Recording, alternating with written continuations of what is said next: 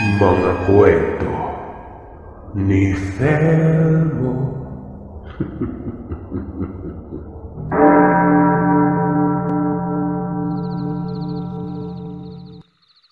Naniniwala ba kayo na kung sino pang lubos na pinagkakatiwalaan ninyo ay siya pa ang taong tatraidor sa inyo? O sa madaling salita, gagawa ng hindi maganda kapag nakatalikod ka? Ako kasi, oo, naniniwala akong may mga ganong tao talaga. Kung sino pang malapit sa'yo at pinagkakatiwalaan mo ng lubos, siya pang gagawa ng hindi kaaya-aya. Mapagpalang araw sa inyo, Sir Seth, at sa lahat ng nakikinig sa channel mo.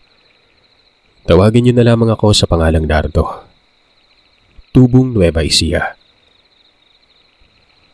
Taong 2011.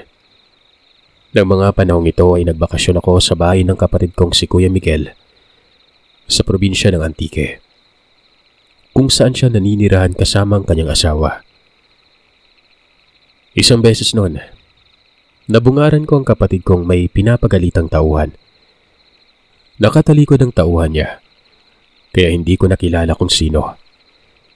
Pero sa palagay ko, kaidaran ko lamang yon. Base sa paraan ng kanyang pananalita, galit na galit ito.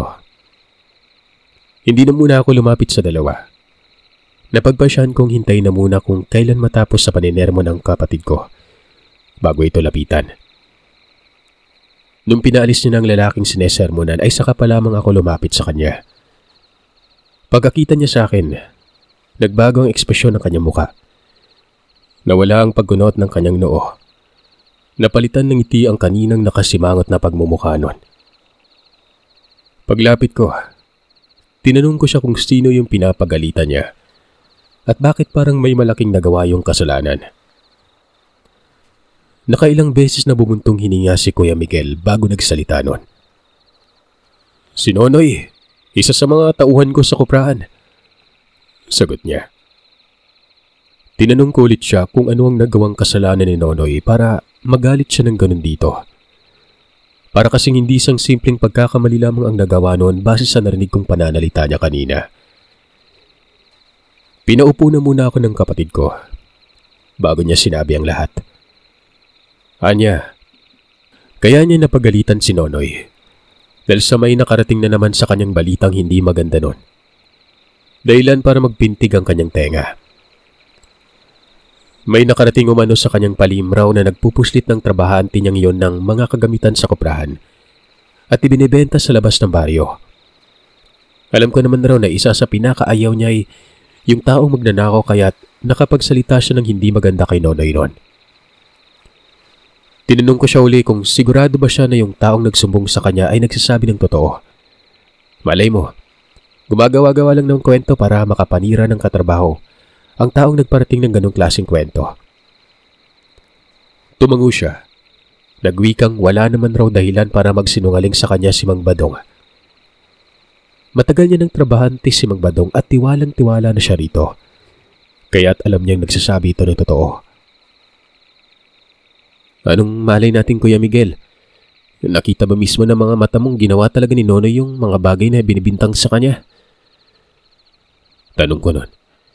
Hindi ako kumbinsido sa mga bagay na ipinaparating ng matandang si Mang Badong. Alam niyo kasi, Sir Seth, kahit ilang linggo pa lamang akong nananatili sa bahay ng kapatid ko, may mga pagkakataong nakakasama ko ang mga trabahante niya. Paminsan-minsan ay sumasama ako sa kanyang pumunta sa kuprahan at nakakabiruan ko ang mga tauhan niya na yon. Pansin kong lahat ng mga tauhan niya mababait. Maliban lamang sa matandang katiwala niyang si Mang Badong. Masyado itong bossy kung makapag-utos at makapagsalita sa ibang mga kasamahan. Palibasa, pinatira siya kasama ang kanyang asawa sa paanan ng malawak na niyugan ni Kuya Miguel, kaya ganun na lamang kung umasta. Isa pa, kusinera ng kapatid ko ang asawa ni Mang Badong kaya hindi talaga nakapagtataka kung bakit ganun na lamang katiwala ang kapatid ko sa mag-asawa. Dinaig pa nga ang amo kong makapag-utos si Mang Badong sa tuwing hindi nakatingin ang kapatid ko. Pero kapag kasama niya ang kapatid ko, parang napakaamong tuta na akala mo hindi makabasag pinggan. Kaya hindi magandang tingin ko sa matandang yon. Pakiwari ko, parang may inililihim na hindi maganda ang matandang si Mang Badong. Sa mahinahong boses, pinayuhan ko si Kuya Miguel na kung maaari, pakinggan niya rin ang paliwanag at pangangatwiran ni Nonoy. Siguro, may dahilan ito kung bakit nagawa ang mga bagay na sinasabi niya. At kung totoo man, dun niya palang ito pagalitan. Kung hindi naman totoo, dapat pakinggan niya at pagtimbang-timbangin yon. Hindi naman sa pinapakialaman kita o pinanghihimasukan ko kung paano ka magdala ng mga tauhan mo, kuya. Pero maging patas ka. Pakinggan mo yung bawat panig nila. Kawawa naman kung sakaling napagbibintangan lang pala. Lalo na kung naghahanap buhay ng matino. Dagdag ko pang wika. Hindi porket matagal mo nang kakilalang isang tao nakakasama, kilala mo na talaga ng lubusan ng pagkatao nito. Sa panahon noon, huwag siya masyadong magtiwala dahil kadalasan sa mga pinagkakatiwalaan ay yun pang magdadala ng kapahamakan. Matapos kong maglitanya ng pagkahaba-haba, natahimik ang kapatid ko at para bang nag-isip siya ng malalim noon. Para hindi na masira ang araw niya, iniba ko na lamang ang usapan. Sa pagdaan ng mga araw, ang buong akala ko ay magiging maayos ng lahat. Pero isang araw nun, nagulat na naman ako na makita kong ipinatawag niya na naman si Nonoy at muling sinermonan.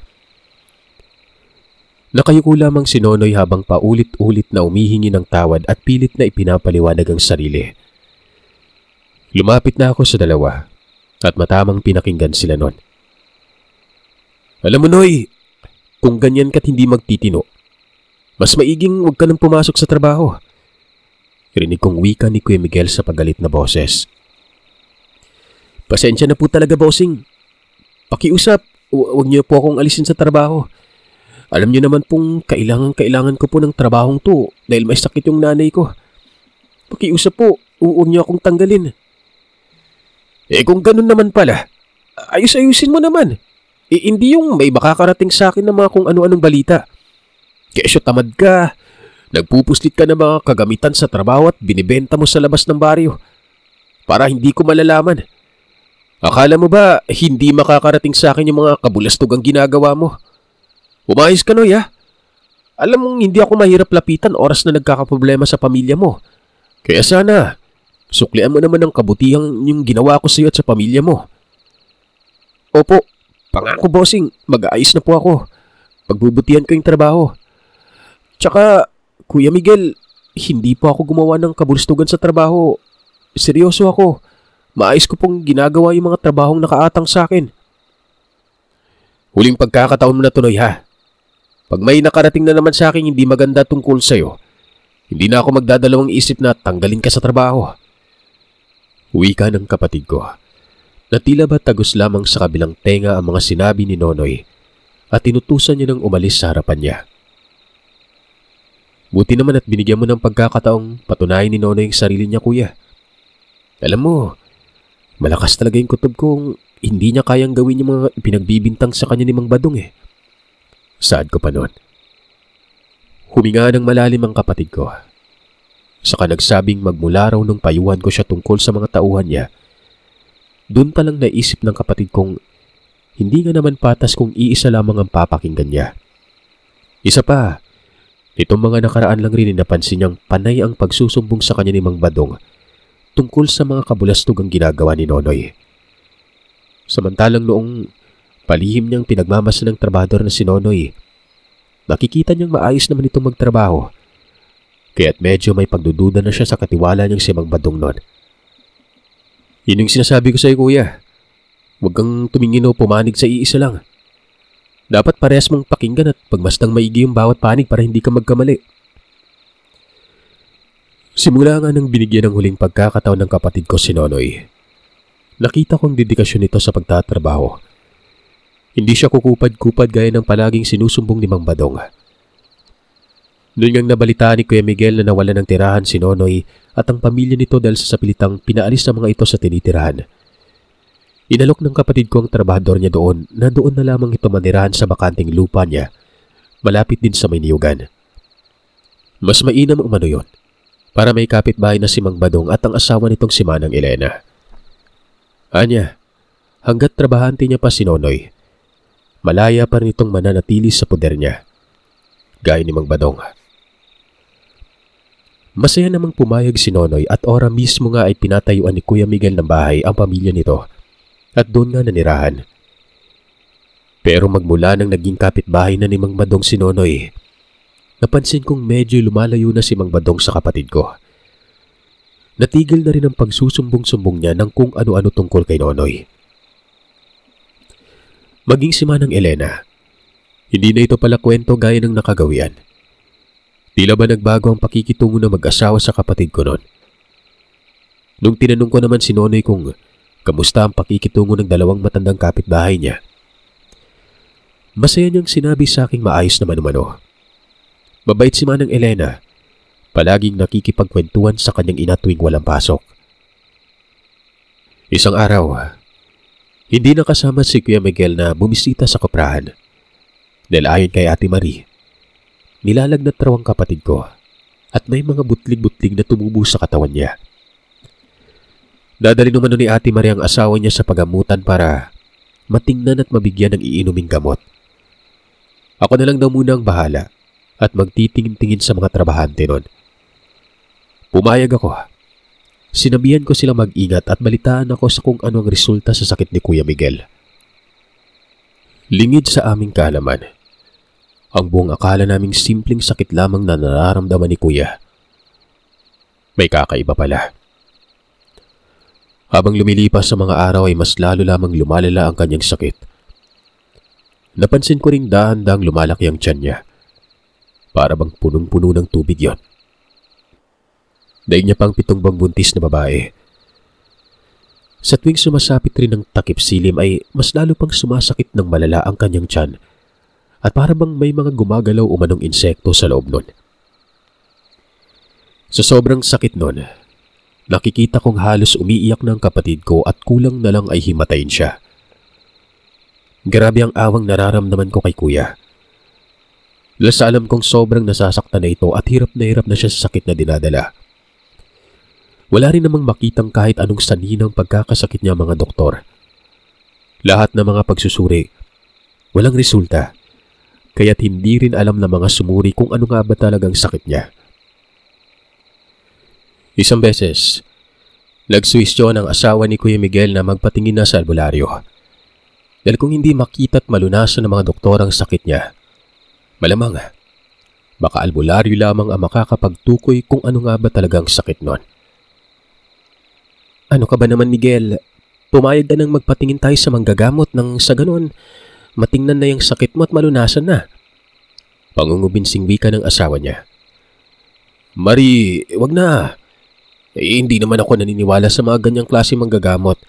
Baka kung ano-ano pa mga dahon-dahon ang ipapainom sa akin at baka yun pa yung ikamatay ko.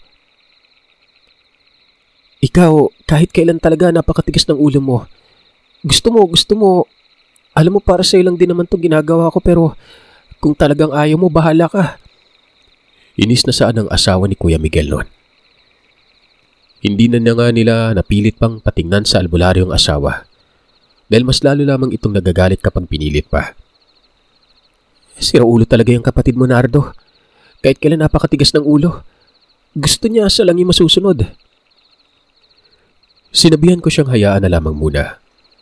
Magulo pang isipan ni Kuya, kaya malabong mapapayag niya ito. Kilala ko yung kapatid kong yun simula sa Paul. Noon pa man, hindi na talaga siya naniniwala sa albularyo o magagamot. Matapos kang marinig ng asawa ni Kuya Miguel ang sinabi ko, pinilit niya pa rin kinukumbinsitong magpatingin na sa manggagamot. Dahil sa wala nang ang ibang makakagamot pa sa kanya, kundi ang albularyo lamang. Ilang ospital at mga doktor na ba ang kanilang nilapitan? Pero wala pa rin. Hindi pa rin malaman ng mga ito kung ano nga ba ang sakit niya, kaya sana'y pumayag na ito. Lumipas sa mga araw, nanatili pa rin sa ganoong sitwasyon ang kapatid ko. Nagmatigas pa rin siyang huwag dalhin sa albularyo dahil wala nga siyang tiwala sa mga yon. Baka umano mas mapabilis pa ang pagkamatay niya kung sakaling dadalhin siya sa manggagamot. Hanggang isang araw, pag-uwi ko sa bahay galing sa koprahan, narinig ko ang malakas na sigaw ni Ate Marie mula sa kanilang silid. Dali-dali akong naglakad at agarang tinungo ang kwarto ng mag-asawa. Nung nasa bungad na ako ng kanilang pintuan, natanaw kong panay na ang pagsusuka ng kapatid ko. Inaalalayan naman siya ni Ate Marie habang hinahapo pang sikmura nun. Dahan-dahan akong pumasok sa loob ng kanilang silid pero bago pa man ako makalapit ng tuluyan sa kanilang dalawa, agaran na akong napatakip ng ilong. Nalalangap ko ang napakabawang amoy na umaalingasaw mula sa suka ng suka ni Kuya Miguel. Nung tingnan ko ang kanyang sinuka, parang may mga maliliit na kulay puting insektong gumagalaw. Hindi lang iisa yon, marami. Nang tingnan kong maigi, ganoon na lamang ang pandidiring nararamdaman ko. Maliliit na mga uod yon. Nag-uunahang gumagalaw. Dali-dali akong napatakbo sa labas ng kwarto at tinungo ang kusina. Nang makarating na ako sa lababo, doon ako sumuka. Narinig kong sumisigaw si Ate Marie at humingi umano ng tulong. Puntahan ko raw ang kanyang ama para magpatulong nun. Nagboluntaryo naman ang kasambahay na si Aling Mila na siya na lamang ang pupunta sa bahay ng mga magulang ni Ate Marie. Makalipas ang ilang sandali, nakita ko na yung tatay ni ate. Nagkukumahog na pumanik ng hagdanan at tinungo ang silid ng kapatid ko nun. Ilang saglit pa, bumaba na sila ng hagdan habang inaalalayan si Kuya. Lumapit na rin ako kaagad at tumulong na rin sa pag-aalalay. Nang makalabas na ng bahay, isinakay na sa sasakyan si Kuya Miguel. Magtatanong na sana ako kung saan dadalhin ng kapatid ko pero ayon kay Ate Marie, pupunta kami sa isang albularyo para matingnan ang kalagayan niya. Wala nang sali-salitang kaagad na akong sumakay, habang inaalalayan ko pa rin ang lupaypay kong kapatid doon. Makalipas ang ilang sandali, bumiyahe na kami papunta sa manggagamot na sinasabi ng ama ni Ate Marie. Hindi ko matandaan kung saang lugar kami pumunta gawa ng masyadong napakalayo yon. Halos magdadalawang oras may gitring kaming bumiyahe. Idagdag pa na libdib na yung lugar na pinasukan namin. Mas lalo akong naawa sa kalagayan ng kapatid ko nun. Hirap na hirap siya makahinga. Para bang kinakapos na't kung titingnan mo ang mga braso at binti niya, halos malata na yun sa mga galis na nagsisipagsulputan na aakalain mong may pigsang sunod-sunod na nagsipagputukan dahilan para maglangib yun. Tiniis ko ang napakabahong amoy sa loob ng sasakyan.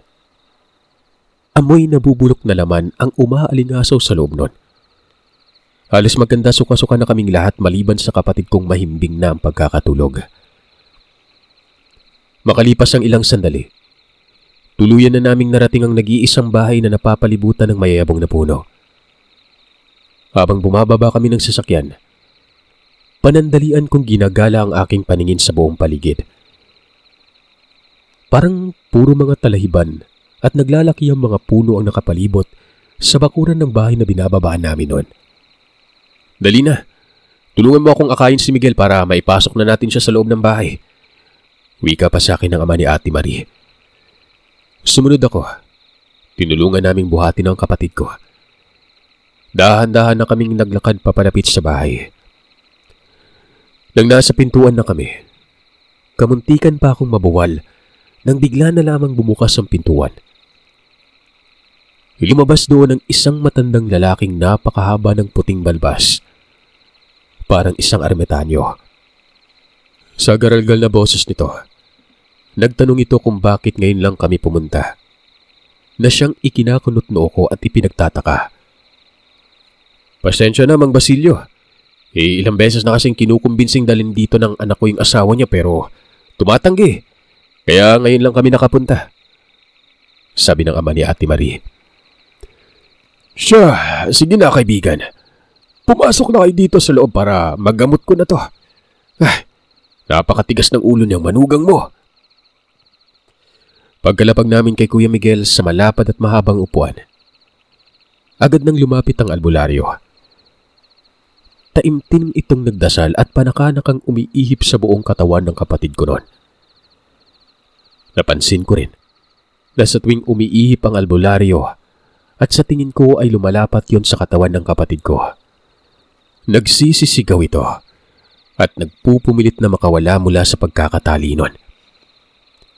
Kung itatanong niyo naman kung bakit itinali ang kapatid ko habang ginagamot, nagpupumiglas, gustong tumayo, gustong lumabas ng bahay.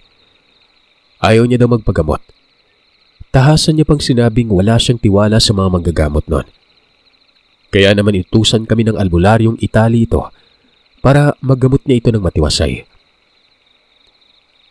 Nako, delikado ito, sambit ng albularyo at nakita kong umiiling-iling pa yon.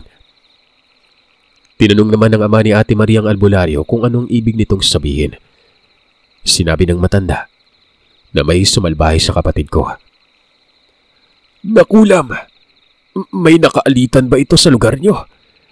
Punong-puno ng galit at inggit ang taong kumulam sa kanya.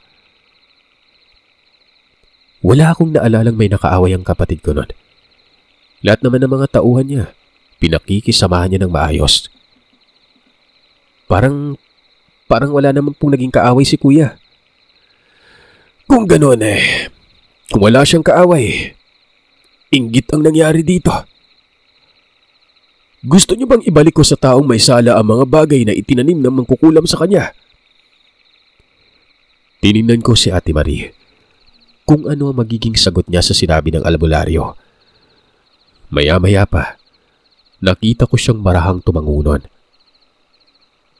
Nararapat lang na ibalik sa kung siyang impacto yon na sumalbahay sa asawa ko. Gusto kong bago pa man siya bawian ng buhay, mas matindi yung dadanasin niya. Higit pa sa dinaranas ng asawa ko. Galit na wika ni Ate Marie habang nangingilid na mga luhang tinapunan ng tingin ng kapatid ko noon. Ramdam ko ang galit at puot sa mga mata ni ate. Hindi ko siya masisisi sa naging desisyon niya. Kahit ako man ay ganun din ang gagawin ko. Walang ginagawang masama ang kapatid ko. Naging mabuti siya sa lahat pero kinaiinggitan pa rin siya. Hindi ko man matukoy kung sino ang kumulam sa kapatid ko pero sa hindi malamang dahilan, sumasagi sa isipan ko si Mang Badong. Para bang may kinalaman ito sa nangyari kay Kuya. Isa pa, nitong mga nakaraan lang ay hindi niya na gaanong kinikibo ang kapatid ko na para bang may tampo siyang nararamdaman. O siguro, dahil sa pinatira ni Kuya si Nonoy na mortal niyang kinaiinisan malapit sa mismong lupa kung saan nakatirik yung bahay niya. Ewan ko ba kung bakit inis na inis sa matandang yun kay Nonoy. Samantalang wala namang ginagawa si Nonoy sa kanya. Tama ang desisyon mong niyang iha. Kung sakali kasing hindi natin bibigyan ng leksyon ng taong yun, baka balikan niya pa tong asawa mo. At ang mas nakakatakot, tuluyan niya na. Ayon pa sa albularyo, wag na raw kaming mag-alala pa. Siya na ang bahalang maningil doon sa taong kumulam sa kapatid ko. Sisiguraduhin niya umanong papanagutin niya. Nang sa ganon, ay hindi na tularan pa ng ibang mga nasa kaliwa o taliwas na gawain. Tama ka dyan sa sinasabi mo. Sige na, gawin mo na kung anong nararapat na parusa doon. Napakabait ng manugang ko. Pero ginaganon nila. Wika ng ama ni Ate Marinon. Pakiramdaman niyo lang kaibigan kung sino man ang biglang magkasakit ng matindi sa lugar niyo o isa sa mga kaanak niyo. Yun ang taong may kagagawan. Makaraan ng ilang minutong gamutan, nakita kong sumuka ng sumuka si Kuya Miguel. Yung mga sinuka niya, may mga kasamang insektong aakalain mong maliliit na alupihan. Panay naman ang pagtapik ng albularyo sa likuran ng kapatid ko, habang panay ang pag-uusal ng mga lingwaheng hindi ko maintindihan. Hanggang sa hindi nagtagal, nakita kong hinang-hina ng kapatid ko Nawalan ito ng malay. Dali-daling lumapit si Ate Maria tinulungang may ayos mula sa pagkakahigang asawa. Narinig ko namang sinabi ng albularyong maayos na umano ang kaglagayan ni Kuya Miguel. Pero mananatili pa kami ng isang araw sa bahay ng albularyo. Dahil ang gusto niya, talagang magaling na magaling si Kuya at lahat ng kulam na ibinaon sa katawan, maalis niya bago pa kami umuwi. Walang pagsidla ng siyang pagpapasalamat ni ate sa albularyo. Nag-abot rin siya ng pera bilang kabayaran pero hindi niya yon tinanggap. Isang pasasalamat lang mula sa kaibuturan ng puso ay ayos na umano sa kanya. Hindi siya nagpapabayad dahil libre niya naman umanong natutunan ang mga karunungang ginamit niya sa paggagamot noon. Nang matapos na nga ang lahat-lahat at naalis na ng tuluyan ni Mang Basilio ang kulam na nakabaon sa katawan ni Kuya, pinayagan na kaming makauwi. Umayos na rin ang paghinga ng kapatid ko. Sa maniwala man kayo at sa hindi, Sir Seth, sa loob ng 24 oras na gamutang ginawa ng manggagamot, bumalik sa normal ang pangangatawan ng kapatid ko. Maliban na lamang sa mga sugat niyang medyo matatagalan sa paghilom.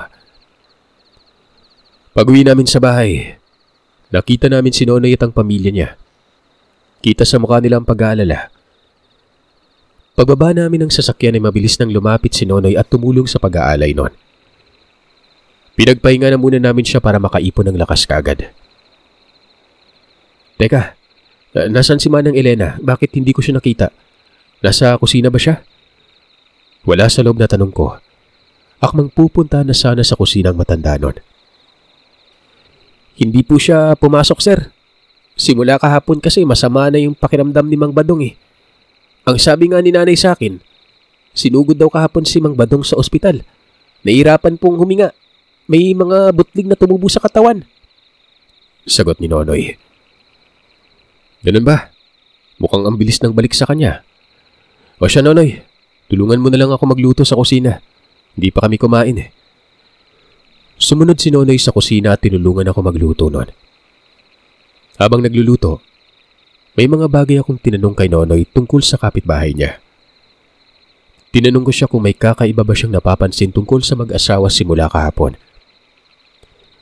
Umiling-iling naman si Nonoy. Sinabi niyang bukod sa biglaang pagkakasakit ni Mang Badong, wala nang ibang napapansin nun. Teka sir, meron pala. Ano, Noy?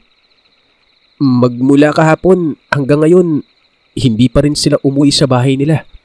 Iniwan lang nilang nakatiwangwang yung pintuan. Gusto ko nga sanang isarado, kaya lang pinigilan ako ni nanay. Baka daw magalit si Mang Badong sa oras na malaman niyang tumapak ako sa bakuran ng bahay niya. Sagot ni Nonoy. Mataman lang akong nakikinig sa mga sinabi ni Nonoy. Habang pinapakinggan ay mas lalo ko pang nakumpirmang tama ako. May kinalaman nga si Mang Badong sa mga nangyari kay Kuya Miguel. At mukhang napakabilis ng ginawang aksyon ng albularyo. Naisip ko rin na kaya siguro palagi niyang sinusumbong si Nonoy na magnanakaw raw ng perang kinikita at mga kagamitan sa trabaho. Dahil sa hindi kaya si Mang Badong talagang totoong salarin. Na hindi naman talaga si Nonoy ang gumawa sa mga ibinibintang nito, kundi siya. At dahil sa inggit na nararamdaman simula noong pinatira ni Kuya Miguel ang pamilya ni Nonoy, doon mas lalo pang tumindi ang galit na nararamdaman ng dalawang gurang. Naku, wala talagang nagagawang mabuti yung inggit. Sambit ko. Ano po sir? May sinasabi ba kayo? Wala. Tsaka wag ka na nga magpo sa akin. Mukhang hindi lang naman yata nalala yung edad natin eh. Sa pagdaan ng mga araw, hindi pa rin bumabalik ang mag-asawa. Ni anino na mga ito ay wala kaming nakita noon. Hanggang sa may nakarating na balita sa amin mula sa mga katrabaho na matagal na pala talagang pinag-iinitan ni Mang Badong si Nonoy dahil sa pagiging malapit ito kay Kuya Miguel sa tuwing nasa kuprahan ng kapatid ko. Palagi kasing si Nonoy ang inuutusan ng kapatid ko tuwing may kailangan ito. Mas tumindi pa yon nung pinatira ni Kuya Miguel ang pamilya ni Nonoy sa lupain niya. Dahil sa ilang araw nang hindi nagpapakita mag-asawa, Kaya naman napagpasya na naming puntahan na ang bahay na mag-asawa, tingnan yon. Sasama pa sana si Kuya Miguel pero sinabihan ko na siyang kami na lamang ng binanyang lalaki. Manatili na lamang muna siya sa bahay at wag na munang magkikikilos. Agaran ng pinuntahan namin ang bahay ni Mang Badong. Pagdating namin sa bakuran, nakita kong bukas ngang pintuan. Nagmamadali namang lumapit ang binan ni Kuya Miguel at agarang tiningnan ng loob nun. Sumunod ako. Pagpasok ko, nangilabot ako nang makita kong marami ang mga kandilang nakatirik sa mesa malapit sa bintana. Ubus na ang ilan sa mga kandilang nakita ko. Meron ding parang manikang gawa sa tela at may nakalagay roon na buhok. Hindi ko alam kung buhok ba ng tao o ng hayop. Pero ang mas kinagulat at kinabigla ko noon nang makita ko ang damit ng kapatid kong si Kuya Miguel na naroroon din sa lamesa.